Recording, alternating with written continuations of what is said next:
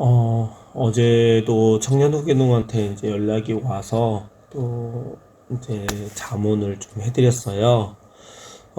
근데 어제 전화 온 거에서 청년 농업인이 제일 궁금해하는 게 이제 은행 대출에 대해서 궁금해 하더라고요. 그래서, 저 부분을 청년들이 잘 모르는구나. 뭐, 물론 저 역시도 예전에 대출 받아볼 때 그거를 잘 몰라서 고생했던 이제 기억이 있더라고요. 그래서 이 부분 다시 한번 설명을 해줘야겠구나 해서 기회를 또 만들었고요.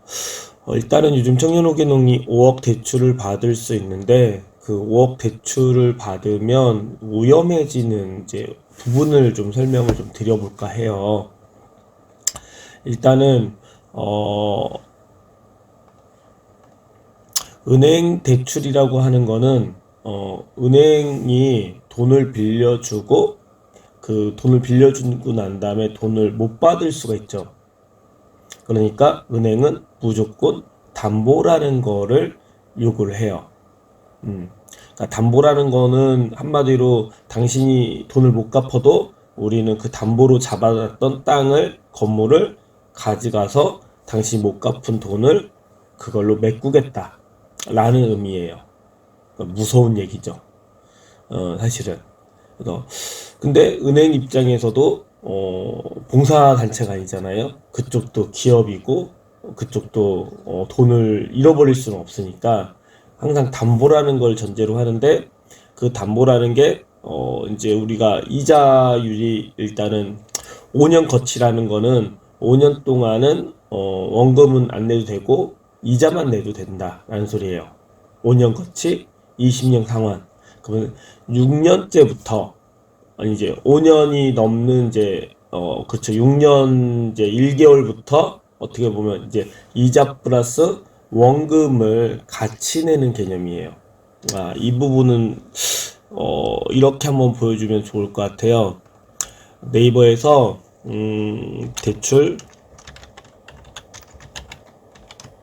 계산기라고 하는 게 있어요. 그러면 이 중에서 이게 농협 계산기 쪽을 키시면 여기에서 이제 5억을 쳐볼게요. 500, 5천 이제 5억이 됐고 거치 기간이 5년이고 상환 기간이 20년이에요. 그리고 이자율이 1.5고요. 그리고 계산기를 클릭하면 일단 이렇게 계산이 나와요. 예. 거기에서 이자의 총 금액이 보시면 어떻게 보면 1억 1,600만 원을 제가 더 갚아야 하는 거예요. 그러니까 5억을 빌렸으면 5억을 갚는 게 아니야. 5억을 빌렸으면 5년 거치 20년 상환이라는 계산법으로 보면 이자를 1억 1,600만 원을 내가 더 낸다는 거예요. 그러니까 총 은행에 갚은 돈은 6억 1,600이에요. 이해하셨죠? 그리고 이렇게 이거를 갚아 나가기 위해서 한 달에 일단은 5년 거치니까 62만 5천 원씩 매달 첫 번째 달, 두 번째 달 해가지고 이거를 5년간 5년이라고 계산을 하면 60까지가 그러니까 5일은 5, 5이 10 하면 60이잖아요. 그러니까 60개월까지는 62만 5천 원씩 갚아 나가는 거고요. 여기서 이제 61개월부터 이제 5년이 끝나고 이제 6년 이제 1개월째부터 이제 원금하고 이자를 같이 나가는데 그게 한 달에 241만 2천 원씩 2,727원씩 갚아 나가는 거예요. 그러면 계산기를 한번 두들겨 보면 한 달로 계산을 해보면 241만 2,727원 곱하기 1년으로 계산을 해보면 그러니까 2,800만원 2,890이니까 2,900으로 그냥 간단하게 해석을 해볼게요. 2,900만원씩 1년에 갚아야 돼요. 이해하셨죠? 음. 그러니까 결국은 내가 5억을 빌리는 게 그냥 5억을 빌리고 끝나는 게 아니라 5억을 빌리면 결국은 1억 1,600만 원을 포함을 해서 6억 1,600을 갚는 거예요. 결국은.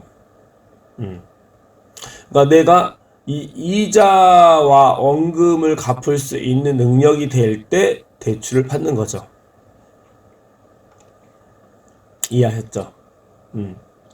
근데 이걸 못 갚으면 저게 이제 이게 돈을 못 갚게 되면 또 이제 못 갚게 되면 사실은 또 하나의 방법은 저거를 기간을 더 연장시키기도 하더라고요. 음. 근데 이제 그거가 이제 때에 따라서 좀 바뀌는 것 같기도 하고 그래가지고 제가 그거에 대해서는 좀 위험한 얘기라고 생각을 하고요. 어쨌든 못 갚게 되면 저 기간을 더 늘리는 쪽으로 가는 것 같아요. 음. 근데 이게 돈을 못 갚게 되면 이제 그쪽에서 최후 통첩으로는 내가 담보로 걸었던 그 땅을 가져가는 거예요. 음, 이해하셨죠? 그게 담보예요. 그러면 이 담보라는 거는 어떻게 빌리는 거냐? 어, 청년농업인이 예를 들면 돈이 없고 뭐가 없어요. 재산이 없어요. 그럼 담보를 잡을 게 없잖아요. 근데 이 사람들이 내가 살라고 하는 땅을 담보로 잡고 대출을 해주는 거예요. 그래서 사려고 하는 땅값에 3억이라고 하면 내가 3억이라는 땅을 계약을 이제 하면서 그 계약서 뭐 이런 것들이 이제 될 때 절차에서 계약을 할 때 거기에서 돈을 절차에서 맞춰서 돈이 나오는 거예요. 담보를 낀 돈이 나오는 거예요. 그러니까 한마디로 내가 앞으로 이만큼의 땅을 살라고 하니까 이 땅을 계약서를 써가면서 그 절차에서 이게 이제 내 거가 될 거니까 이거를 이제 은행에서 담보를 걸어서 돈을 빌려주는 거예요. 이해하셨죠? 근데 이제 이게 3억이에요. 그럼 은행에서는 3억을 다 빌려줄까요? 이게 이제 은행에 이제 우리가 이제 청년 후계농이 이제 선정이 되면 이제 이제 농협이라든지 은행하고 다시 업무를 다시 얘기를 해야 돼요. 이 돈을 빌릴 때는. 그럼 거기서 나의 신용 상태나 그다음에 또 뭐라고 하나? 이거의 이제 시세가 어떻게 되는지 와서 판단을 다 해요. 그러면 예를 들면 3억짜리를 살라고 하면 이 땅은 이제 예를 들면 뭐 이제 3억짜리라고 하면 은행에서는 70%까지 대출을 해준다는 얘기도 있고 막 그러거든요. 그건 70%라고 하면 2억 1천이잖아요. 2억 1천까지를 은행에서 대출을 해주겠다. 내가 풀로 채우면 2억 1천까지 빌릴 수 있어요. 그러면 돈이 부족하잖아요. 그러면 그쪽에서는 또 뭐라고 하냐면 네 신용 점수가 높아서 뭐 3천만 원, 4천만 원, 뭐 이것까지 빌릴 수 있어. 이제 그렇게 얘기를 할 수 있어요. 물론 내 신용 점수가 안 좋으면 은행 신용 대출을 못 받게 되겠죠. 근데 그게 4천만 원까지 돼요. 뭐 2억 천에서 2억 5천까지 이 담보로 한 땅하고 내 신용 점수를 이용한 돈하고를 활용을 해서 2억 5천까지 해결했어요. 그럼 5천이 부족한 거잖아요. 5천을 또 다른 담보를 제시를 해야지 이 3억을 할 수가 있어요. 그럼 이제 그런 부분에서 이제 되게 헷갈려 하더라고요. 어려워 하더라고요. 근데 여기서 은행은 이제 보증이라는 게 있잖아요. 그 연대보증 뭐 이런 저희 아버지께서 저희 같은 경우 예전 돈을 빌릴 때 저희 아버지의 땅과 건물을 이제 다시 그 담보로 잡고 돈을 빌렸어요. 이해했어요? 그러니까 아버지 어머니가 부모님이 땅이 친척이 땅을 보증을 서주면 그분도 도장하고 사인하고 뭐 이런 것들 들어가야죠. 그래서 나머지 돈을 채워서 3억의 땅을 빌린 적이 있어요. 대출을 해서 이제 살 수가 있는 거예요. 그러니까 그게 안 되면 이제 다시 3억까지 땅을 못 사는 거고 2억짜리로 이제 가격을 낮추는 거죠. 예를 들면 2억짜리로 사요. 그러면 2억짜리의 70%라고 1억 4천이잖아요. 1억 4천에 아까 전에 신용점수가 내가 4천이 돼요. 그러면 1억 4천에 4천이 들어오면 1억 8천이잖아요. 그러면 2천만 구하면 되는 거예요. 그럼 2천은 내 돈으로 모아놓은 걸로 사든지 아니면 2천만 원짜리 대출을 받을 수가 있는 거죠. 그 아버지 땅을 담보로 해서. 근데 여기서 아버지 땅에 아버지께서 이제 거기가 담보가 뭐 어찌됐든 3억이 되는데 아버지가 2억을 기존에 대출을 받느냐고 3억 그 계산이 이제 3억이 되려고 하면 아우 이게 복잡한데 어쨌든 이게 뭐 5억짜리 땅인데 3억까지 대출이 되는 상황이라고 예상을 할게요. 가정을 할게요. 그런데 2억을 아버지가 빌리셨잖아요. 그러면 이 땅에서 추가로 대출을 받을 수 있는 거는 1억까지인 거예요. 이해하셨어요? 네. 그러니까 어머니 아버지가 땅은 있어요. 땅은 있고 건물이 있는데 거기에 대출이 벌써 다 꽉 차 있어요. 그러면 그걸 통해서 대출은 못 받죠. 은행끼리 다 정보를 공유하거든요. 이해하셨죠? 그래서 땅을 3억을 산다라는 게 이게 금액이 커지면 커질수록 그걸 못 살 수가 있어요. 첫 번째로는 담보하고 그 은행하고의 이제 이야기에서 그게 안 될 수 있어요. 근데 이제 청년농업인 입장에서 계획서를 쓰는 거잖아요. 이게 내가 지금 실제 하고 있는 게 아니라 계획서를 쓰는 거잖아요. 근데 제가 청년 농업인들 이제 컨설팅을 가보면 이런 얘기들을 해요. 12월 달까지 내가 지금 농업 경영체를 등록을 해야 하는데 아직 땅을 못 구했다고. 그런 친구가 꽤 많아요. 특히 이제 도시 쪽에 있을 때는. 그러면 땅을 구하려고 막 되게 수소문하는데 못 구했대요. 그러니까 이 얘기는 뭐냐면 청년 후계농 신청을 할 때 땅을 갖고 있고 농사를 짓고 있는 게 원칙이 아니에요. 그러니까 거기서 보면 많은 친구들이 영년차라고 해가지고 농사를 짓려고 내가 준비를 하고 있습니다. 그리고 그거에 대한 앞으로 1년차, 2년차, 3년차 해서 1년차에서는 이렇게 땅을 사고 경채 등록을 하고 또 거기에다가 무슨 시설을 하고 뭘 하고 이런 거예요. 그러니까 계획이죠, 한마디로 계획. 그러니까 어떻게 보면 저 3억이라는 땅을 사는 것도 지금 심사를 하시는 분들이 은행권이 아니잖아요. 그러니까 그게 대출이 된다 안 된다를 그분들은 몰라요. 저도 모르고. 근데 그거에 대해서 땅 3억을 살 거다. 신용점수, 뭐 부모님의 대출 그 가능성, 뭐 어디까지 가능하냐 그건 안 물어봐요.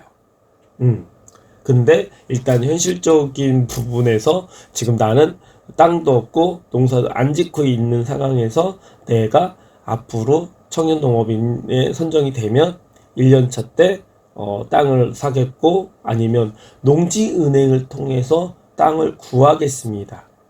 근데 이제 어제도 이게 통화했던 친구가 평택 친구였는데 땅이 없대요. 농지은행에 땅이 없대요. 그럴 수 있거든요. 특히 도시 쪽은 더 심하거든요. 그러니까 농지은행을 통해서 땅을 구한다라는 게 말이 안 되는 경우도 있어요. 지역마다. 그러니까 그런 게 고달픈 거예요. 그러니까 그 친구는 그나마 부모님이 땅을 이렇게 물려줄 수 있는 상황이니까 이제 땅은 해결이 될 수 있는데, 지금 제가 작년에도 양산에서 청년농업인들이 땅을 못 구해서 도시잖아요. 부산 옆에 도시잖아요. 그러다 보니까 농지은행에 땅이 없어요. 네. 그리고 또 그 땅을 임대를 받으려고 막 이렇게 하는데 계약서를 안 써준대요. 계약서를 쓰게 되면 본인들한테 손해가 간대요. 그렇다고 계약서를 안 써준대요. 그러니까 계약서를 안 쓰고 농사를 짓기 시작해서 공짜로 지어도 된다고 해서 농사를 짓기 시작했는데 1년 딱 되니까 나 이거 이제 깨끗하게 이제 포장해놓고 이제 농사를 짓느냐고 이제 땅도 갖다 붓고 잘 정리해놓고 경정리하고 농사 1년 지었는데 나가래요. 그런 부분들이 현실이에요. 그래서 그 친구도 상처받고, 아, 이거를 농사를 계속 져야 할 것인가. 또 빌려서 투자를 하고, 1년 농사를 하고 또 뺏기더라도 그렇게 해야 하나. 돈은 된대요. 근데, 아, 그게 이제 그 친구가 멘붕인 거예요. 그래서 땅을 못 구하면 결국은 전라도 쪽이든 어디 경상도 다른 데 땅값이 싼 데로, 어, 이전을 해야겠다라는 얘기를 해요. 그러니까 저는 그런 얘기를 들어보다 보니까 도시에서 청년농업을 하려고 하는데 부모님 기반이 잡혀있지 않다라고 하면 이제 농수산대학교 같은 경우는 동기들이 있고 그렇잖아요. 그러면 그 동기들 통해서 검증된 그 친구네 고향으로 내려가서 동네에 내려가서 농사를 짓는 게 현실적이지 않을까라는 생각도 해보기도 해요. 근데 그것도 쉬운 일이 아니죠. 어. 근데 어쨌든 도시에서 땅을 구한다라는 게 땅값이 너무 비싸요. 비싸요. 그러다 보니까 이제 도시형 이제 친구들이 이 대출에 대해서 더 많이 고민을 하는 것 같아요. 비싸니까. 하지만 또 도시에서 농사로 해서 자리를 잡으면 판로가 좋아요. 이게 양면성이에요. 양면성. 그러니까 도시에서 땅을 산다라는 건 너무 비싼데 이 비싼 땅을 그러니까 어떻게 보면 크게 사는 거는 참 이제 딜레마이고 근데 이제 여기서 이제 아까 전에 맨 처음에 제가 시작할 때 5억 대출의 함정이라고 했잖아요.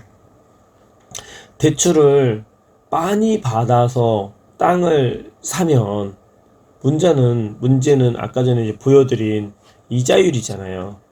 이 이자와 원금을 갚는 한 달에 이제 62만 5천 원.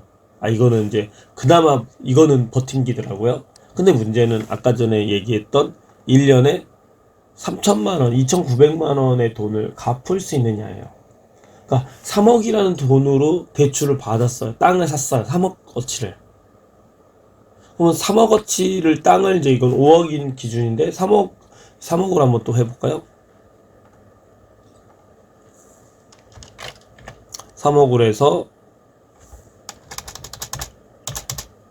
3천만 원, 3억. 예. 계산을 하면 이제 37만 5천 원씩 내고 이제 61개월부터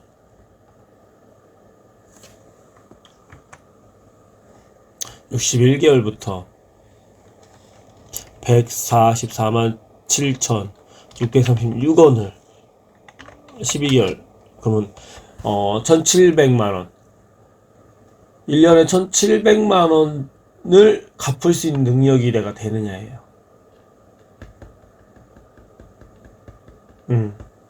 이 현실이거든요. 근데 땅을 예를 들면 이제 평당 계산을 또 해볼까요? 도시 같은 경우는 땅값이 저기 세종시 얘기를 하는데 거기는 평당 싼 데가 60만 원이래요. 60만 원이고 그러면 곱하기 300평을 샀어요. 그럼 벌써 1억 8천이거든요. 300평 샀다고 하면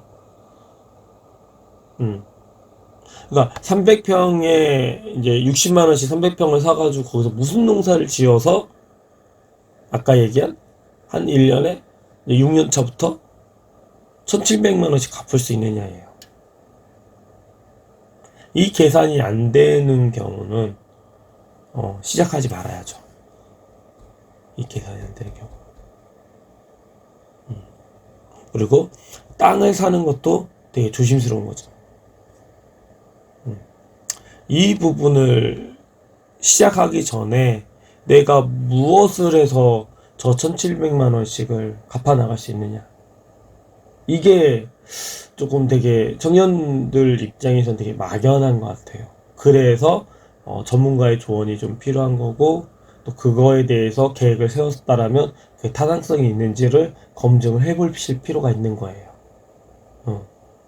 많은 친구들이 이 계산에서 확실한 대안을 찾지 못하고 막연함을 가지고 여러 가지 지원을 받을 수 있다는 이유로 청년 후계농을 시작하기도 해요. 근데 그게 되게 위험한 얘기죠.